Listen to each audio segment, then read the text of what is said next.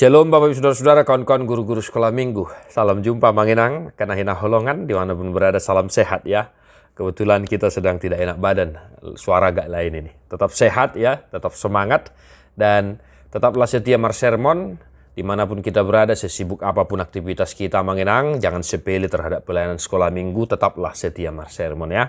Dan selamat melayani, jangan lupa persiapan segala sesuatu, dan mari kita marsermon untuk Jamita Sekolah Minggu 12 Februari 2023, Lukas 8, ayat 22 sampai 25. Demikian firman Tuhan. Pada suatu hari, Yesus naik ke dalam perahu bersama-sama dengan murid-muridnya, dan ia berkata kepada mereka, "Marilah kita bertolak ke seberang danau." Lalu bertolaklah mereka. Dan ketika mereka sedang berlayar, Yesus tertidur.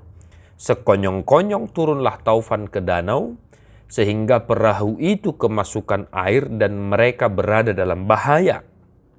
Maka datanglah murid-muridnya membangunkan dia, katanya, "Guru, guru, kita binasa."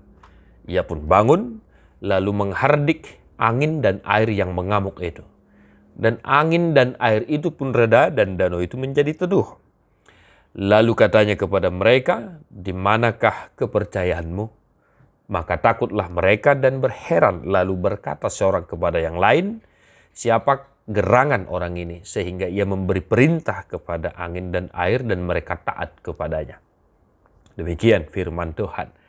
Bapak saudara-saudara, walau hanya sedikit ya, alias tidak banyak firman ini, tapi sebenarnya banyak pesan yang boleh kita sampaikan kepada mereka. Namun saya hanya menekankan beberapa hal.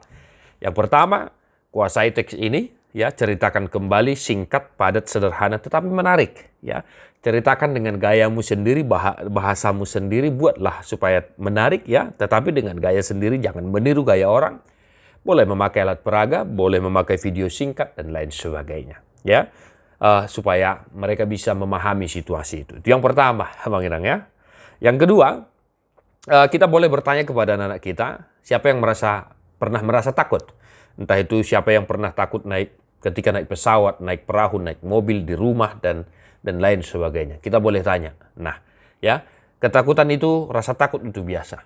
Dari teks ini, ya, namanya juga mereka dalam bahaya kan begitu. Dan sehingga mereka memanggil Yesus, ya.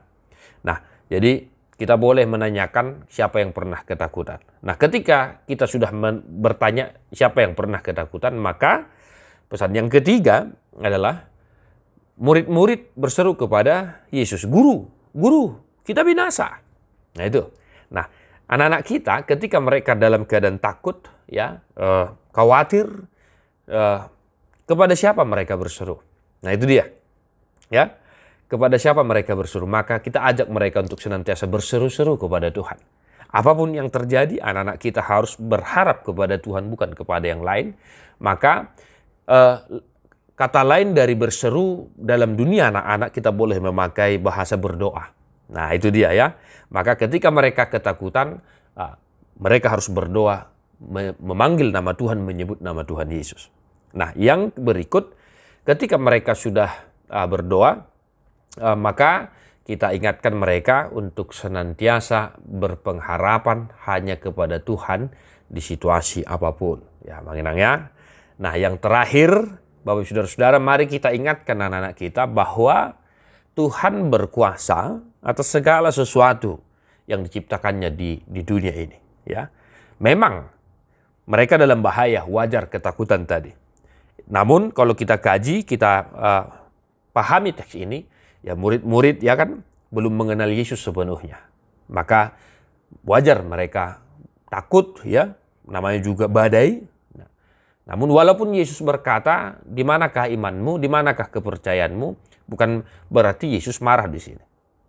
Namun Yesus mengingatkan mereka, ya, siapa kawan mereka saat itu? Yaitu Yesus sendiri. Nah, maka kita ingatkan anak-anak kita, Tuhan berkuasa atas segala sesuatu.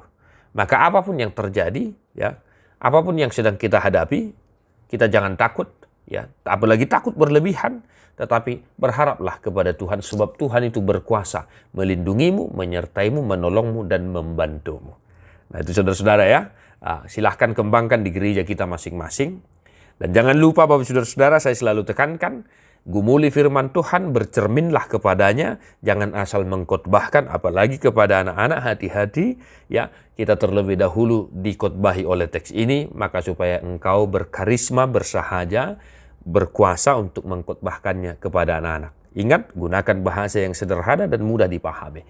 Jangan lupa persiapan yang lainnya, buku ende sekolah minggu, Bibel Alkitab, agenda sekolah minggu, dan alat peraga lainnya. Salam Sunedesis, God bless you non-stop.